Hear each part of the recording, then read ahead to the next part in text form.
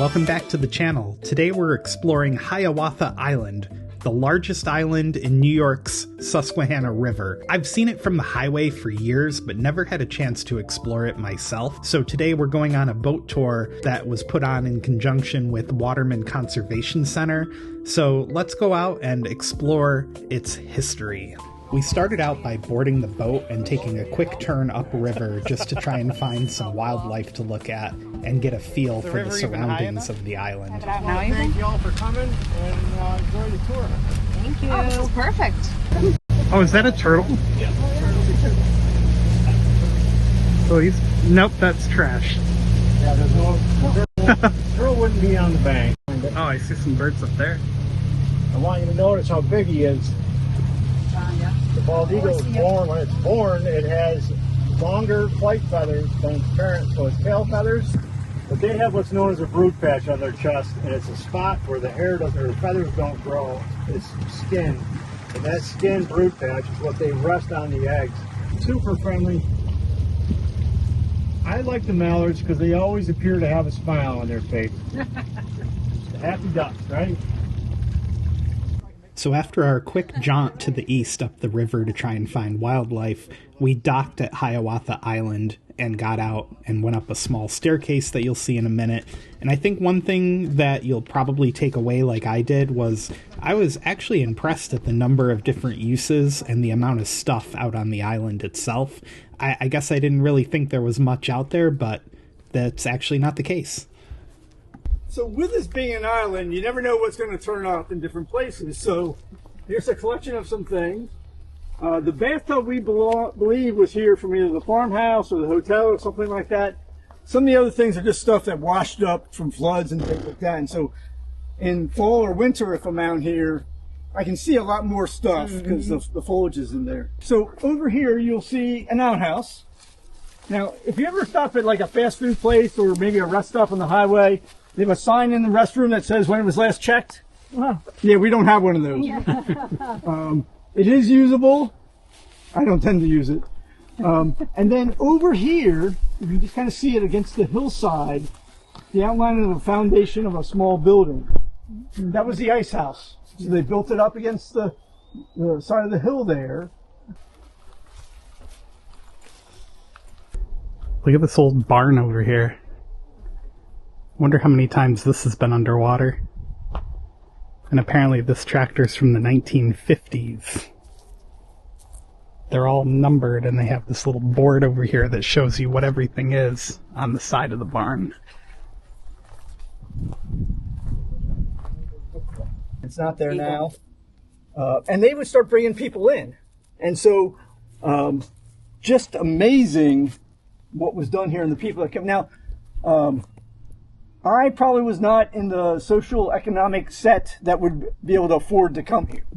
Right? So in the 1870s, you had to have a significant amount of money to even travel or to have time off to travel. Right?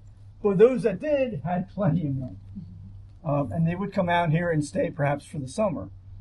Did they have plumbing? I mean, they yes, to some degree. I'm still trying to understand some of that. And sometime in the trip, remind me about that.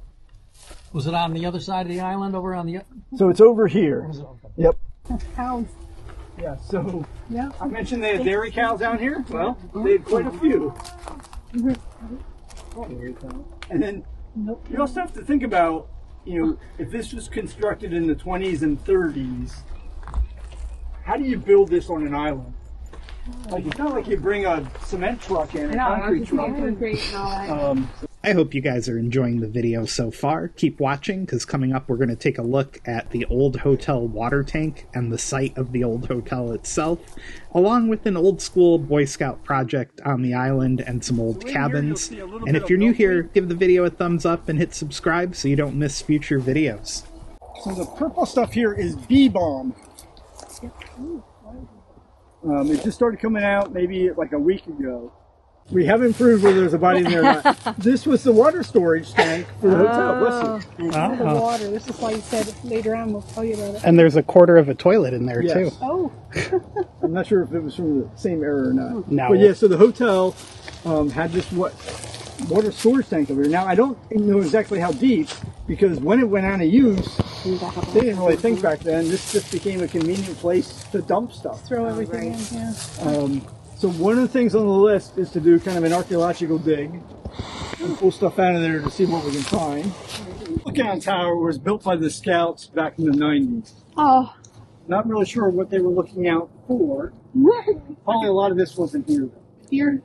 All right, let's see the view from the top. Boy Scouts did a good job. This thing's been here since the 90s. That's crazy.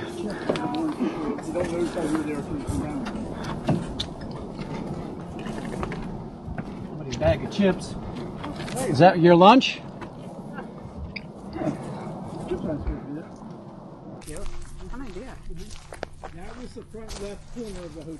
Apparently this is where the corner of the old hotel used to be, that white wood post out there. So these are old Boy Scout cabins, just chilling on the woods here on the eastern side of the island. There's one. I see it. Oh, yay. I see it. Oh, hi, buddy. He's cute. I don't know if he's cute. I think he's so cute. Show it to Elizabeth. Good source of protein. Well, so far this has been a fascinating walk around Hiawatha Island here.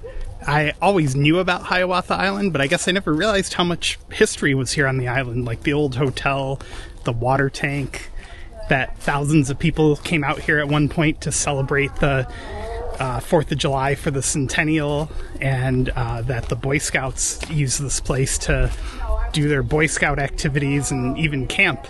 So there's a lot of fascinating history out here, and even as a local, I didn't know a lot of it, so I'm impressed.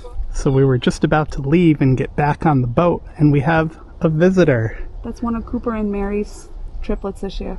Oh, Cooper and Mary, by the way, are the names for the bald eagles that nest on the island, as given by the tour, across from the island, given by the tour guide.